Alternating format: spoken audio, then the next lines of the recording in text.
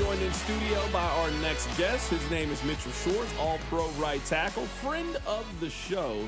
Joins us to talk about the Chiefs' offensive line, the run game, the offense, 1587 prime. There's a lot to talk to you about. How you doing, my man? Doing good. How are you? Doing great, man. That is as well as I've seen the Chiefs play since Taylor Swift Day at Arrowhead.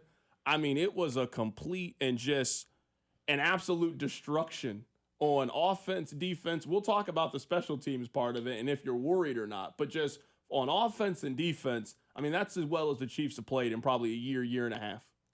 Yeah, defensively especially. I think especially the Philly game and this game, maybe underselling how good the defense has been since week one.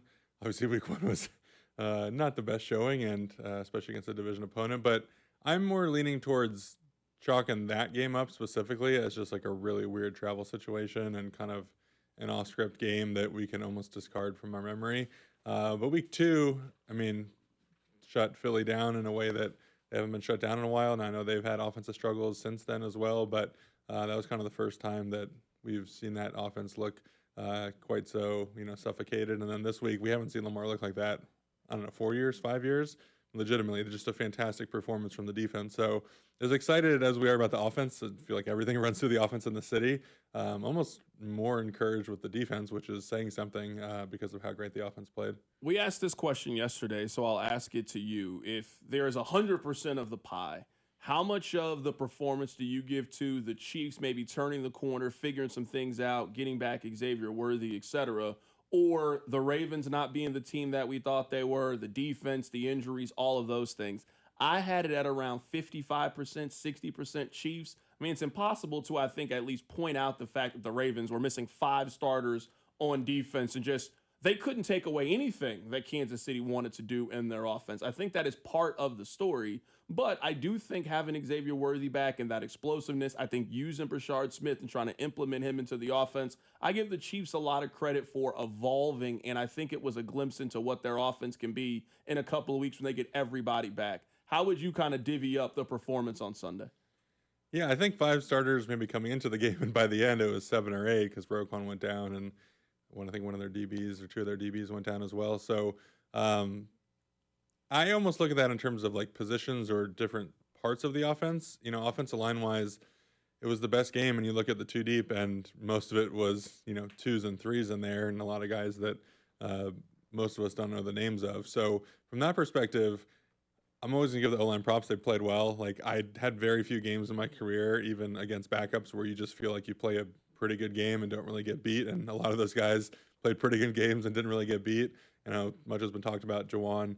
No penalties. None of the kind of the bad negative plays. Looked like he did really well. Pass protection. I think one of the stats on Josh, no pressures throughout the whole game. Or maybe it was Kingsley, no pressures throughout the game. Josh had a couple in there. But that, I would say, is a little bit more Baltimore related. So I'd go like, maybe 60% because of Baltimore's personnel, 65%. I mean, there are games where you're going against a guy and you're like, not that it's not fair, but like, yeah, this game should be easier for me. Now, it's great to see the execution. It's great to see all that happening.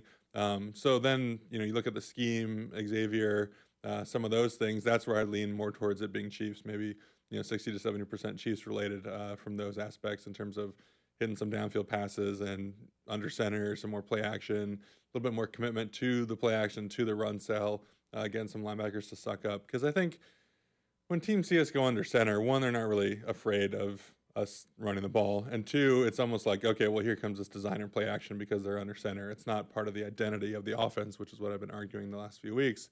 So I think more of a commitment to that, more of a commitment to that being part of the offense and not just certain things that look good on film or certain things you think you have an advantage towards. So yeah, I think overall it falls pretty closely to 50-50. But the NFL is hard, man. It doesn't really matter who's out there. I've had plenty of games. You can go like preseason games where I get beat by guys who don't end up making rosters. Like everyone who's on a field is there for a reason. So there's an element that even if it's a depleted roster, even if it's guys that quote unquote shouldn't be starting or shouldn't be getting that much playing time, it's still football. Everyone's trying really hard, and it's still difficult to perform as well as the Chiefs did. So I leave feeling more optimistic, even though I want to say 50-50-ish about the Chiefs, because you still have to perform that way. You still have to show it. I'm looking at the FanDuel odds, and right now it's plus 260 for the Ravens to miss the playoffs. I took that bet earlier today. Quarterback might miss 3 to 4 weeks. Their left tackle is hurt right now. Their best pass rusher is out right now. I've been making the comparison. They feel like last year's San Francisco team that just everything that could go wrong just went wrong for San Francisco last year, and they just ended up outright missing the postseason. Do you think the Ravens can turn this thing around given how depleted their team is right now? I can because they just have to beat Cincy, who's a pretty bad team. They have to beat Cleveland, who overall is not the best team. So it kind of just comes down to almost a Baltimore versus Pittsburgh race. I still think Pittsburgh just keeps smoking mirrors and whiling away. There's some stats on Rodgers, like his average depth of target is like crazy low, and his time to throw is crazy low. So he's getting away with some stuff that you would think is regression likely, and so maybe their offense is going to look quite as good once they go up against some better defenses, better teams. So yeah, it's the question is, can they go 9-8? Probably doesn't win the AFC North, but 10-7 and win 4 out of the 6 division games and do what they need to do. I'd say yes. I mean, even if they're 2-5, and they start getting guys back and they start getting healthy, Lamar comes back. Are we discounting their ability to go 8-1 over the next 9 games? I'm not. I mean, the Baltimore team that we saw in weeks 1 and 2, quarters 1 through 3 of the Buffalo game and 1 through 4 of the Cleveland game was probably the best team in football. They're only 2 weeks removed from that. Now, again, their defensive tackle, Matabuke, he's gone for the season. Obviously, a huge loss for them. Everything's kind of up the middle with them. Roquan, even before the injury this game, I don't know if he was maybe injured the past couple of weeks, fighting through something, but he hasn't looked quite like himself all this year from what I've seen. So it's going to be a lot to overcome, but it just gets back to, can you win a division that now has 2 teams that are going to be pretty awful, one team that kind of wins with smoke and mirrors, and your own team that is battling through injuries. And I think Baltimore is good enough to do that, yeah. Right now, we're joined in studio by Mitchell Schwartz. Let's talk about the Chiefs. Let's talk about the O-line. How do the Chiefs replicate the performance that they got from their offensive line? If you look at the numbers, this is the best that Kingsley has looked in his NFL career. Jawan Taylor played a very clean game. The offensive line was A+.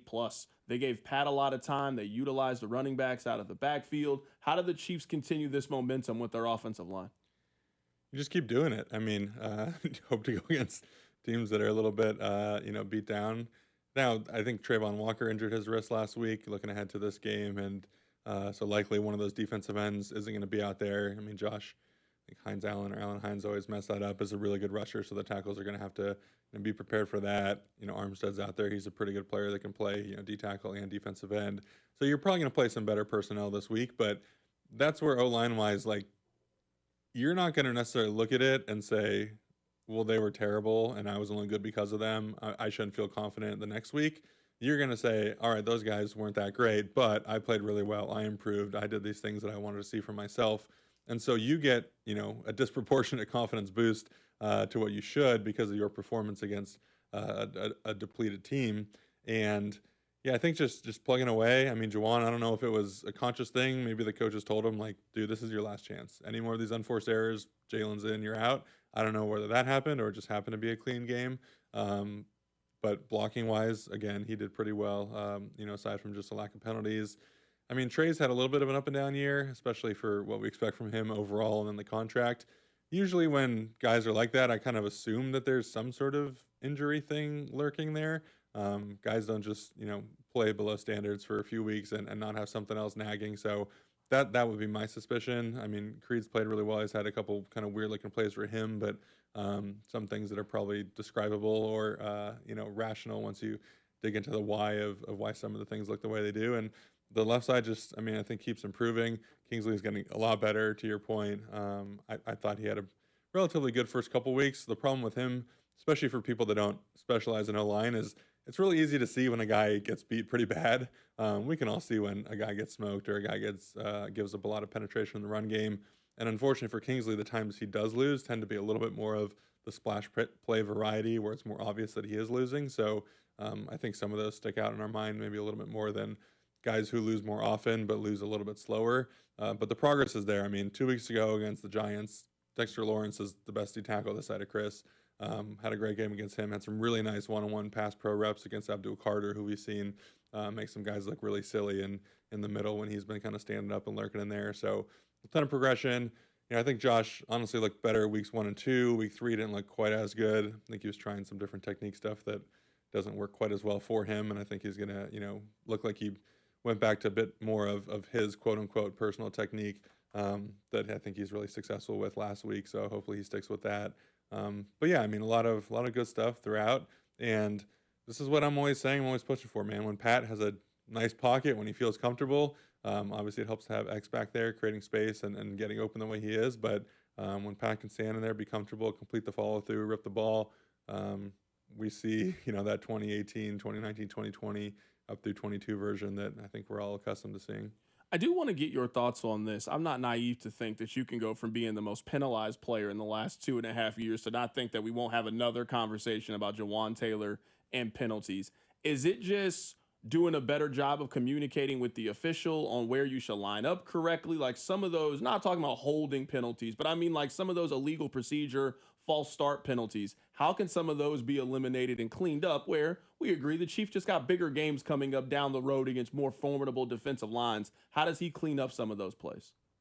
Yeah, I mean, there's two elements. There's the alignment element and there's the timing element.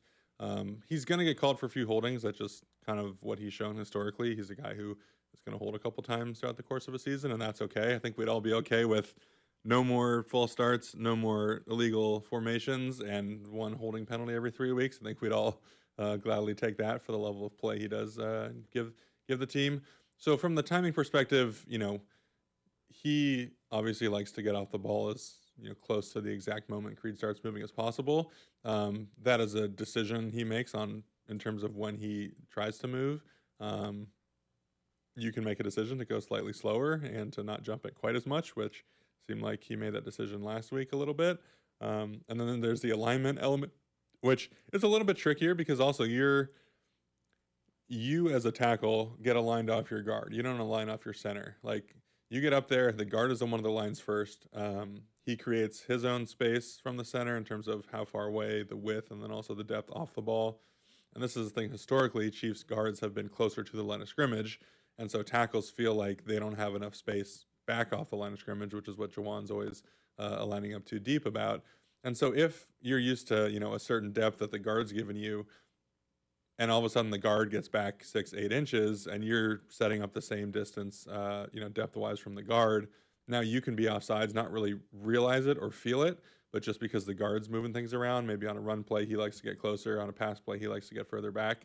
So I think there are probably legitimately sometimes that happens. Tackles, for the most part, want to be as deep as possible on every single play, run or pass, where guards like to kind of mix that up a little bit more. So I think just, he and Trey being as consistent as possible and not, making that decision to jump to snap count quite as much. But this week, I mean, it's going to be, I believe, a road game, and that's where the silent count becomes an issue. How consistent is Creed? Can Jawan trust that? So my gut says we're more likely to see a false start this week than not. But I'm hopeful that they kind of get all those things down because that's I think the frustrating thing is it feels like something that's so avoidable because those are things in his control. Where you line up and how you time the snap count. So he did a great job last week, and hopefully he continues that. I don't want to rain on the parade, but there was, I guess, one flaw in the offense. They ran it 24 times with their running backs and got 78 yards. Like, that has been an issue with this team this year. They have been unable to jumpstart the offense from the running game. They have been unable to get it going. You played on the offensive line. What are you noticing right now? Why have the Chiefs struggled to run the football effectively with their running backs? Well, I think they're still finding an identity offensively, especially run game wise. I mean, I've talked online a bit about how difficult it is to be a shotgun running team without the threat of a quarterback pulling the ball and keeping it. Now, occasionally there are some plays that maybe look like read options, and the defensive end still flat-foots it, and Pat's able to pretend like he's pulling it. I don't think he's ran a legitimate read option in quite a while. Kudos to the offense for rolling it out there and having defensive ends still think that that's a legitimate possibility. But in a run game, you're typically one behind the count. So when you're looking at, if there's one running back in the backfield, 6 guys on the line of scrimmage, 5 O linemen and a tight end, and a quarterback, the quarterback isn't really part of the run scheme. And so that's where in shotgun, you get that read option ability. And now instead of having to find a guy to block a defensive end, you put him in a bind and you theoretically make him wrong. If he runs to the running back, you pull it, the quarterback keeps it.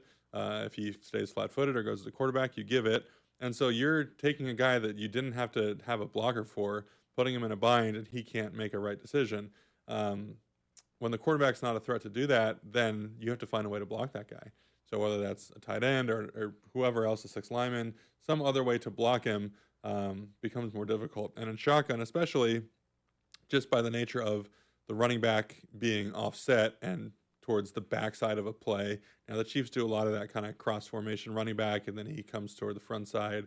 So they play around with the angles a little bit to try to gain some ability to manipulate the defense. But in a traditional under center inside zone run, you're further away from the defensive end by alignment because the running back's in the center of the formation, and then you start moving away from the defensive end. Inside zone, you always have to account for the backside defensive end.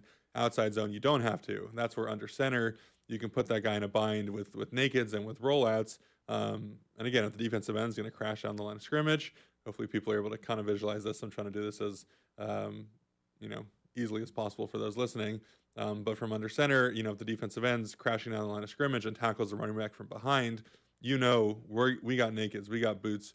We're going to make that guy pay. We're going to fake the handoff. He's going to crash down the line. Quarterback's going to roll out. If the defensive end is worried about the bootleg at all, that's when you can run outside zone with ease, and the running back is always going to be able to run away from that position, and the cutback's going to be there. So that's the thing that from under center, I feel like we don't really have quite that identity to run those plays. Don't do it quite as much. Our play actions are a little bit more of, the quote unquote drop back variety. And from shotgun, the angles are so messed up. I know a lot of people, I see it online, are frustrated with kind of outside zone runs from shotgun.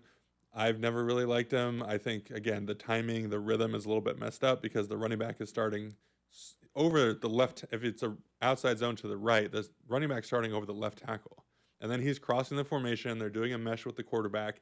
He's running lateral to the line as opposed to, maybe a 45-degree angle downhill if he's in the I formation or in a traditional under center set. So yeah, it just makes all the elements of running an offense more difficult when you're operating from shotgun. And this is a shotgun team, and the quarterback isn't, a read threat the way Lamar is, the way even Josh Allen is, or some of the other guys. So trying to figure out that balance, that identity. And again, two new guys on the left side. What do they do best? Do they do inside zone? Do they do, pulling? We haven't seen a ton of Josh pulling for as athletic as he is and as good in space as he is. Are they better on gap schemes? Are they better on the front side? So blending all those things that I just, kind of rambled for 5 or 6 minutes on is pretty difficult. And I think the team is still trying to find what that identity looks like. And we've seen historically this team is comfortable, spending the first half of the season finding out who they are so that they can be stronger in December and in January. And, I think that's the progression that we're going to see. Right now, we're joined in studio by Mitchell Schwartz. It's funny you mentioned that, like, kind of using this early period.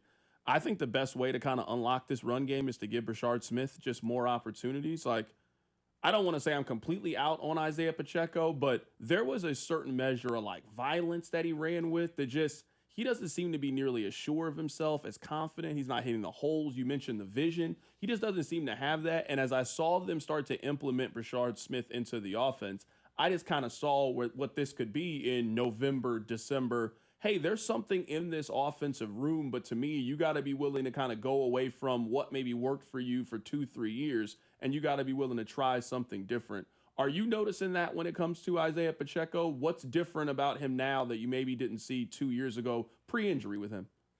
Yeah, I mean, it's just natural to last year come back from a broken leg and not be quite as effective. I mean, I don't think anyone expected that. But this year, it does seem like a couple of the missed vision runs are a little bit more, highlighted. I put one on social media myself that I was a little bit frustrated by, a short yardage play that, kind of exemplifies why Kareem gets a lot of those carries. But he's still running hard. He's still, trying his hardest. I don't think it's an effort issue. I don't think it's a willingness to be physical or a willingness to, worry about the leg or anything like that.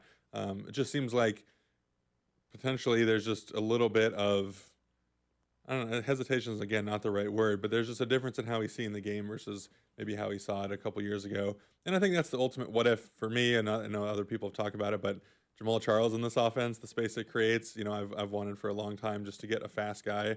Um, because if the run game's going to average 3.5 yards a carry anyway, why not average 3 yards a carry with a fast guy who can't be physical and can't push the pile forward the way those two guys can, but can hit the 60-yarder, can find a crease, can use the space that's created structurally. Again, shotgun offense, facing a lot of too high, a lot of softer coverage, especially now that X is back, going to be even more so when Rasheed's back. And we have to make teams pay for running too high. Like they're going to keep running it against us unless we run the ball so effectively that they say, man, we need someone else in the box. And we haven't been effective enough run game wise. Maybe it's getting a guy with more juice in there who can get that one little crack, one little seam, and boom, he hits it quicker than the other two can, and he gets to the second level and can pull away from people. Obviously, she showed really good, contact balance and physicality on that run up the sideline, able to get all those extra yards, and again, the willingness to dish out some contact. So, yeah, I think would like to see some more carries for him. And, if he comes along a little bit and it's more of a, 10-10-10 idea that he gets 10 touches, Isaiah gets 10 touches, and Kareem gets 10 touches, I think we'd be a little bit happier with that. And just that juice to the offense that I feel like we haven't seen from that position since, Pacheco a couple years ago. I've never asked you this before.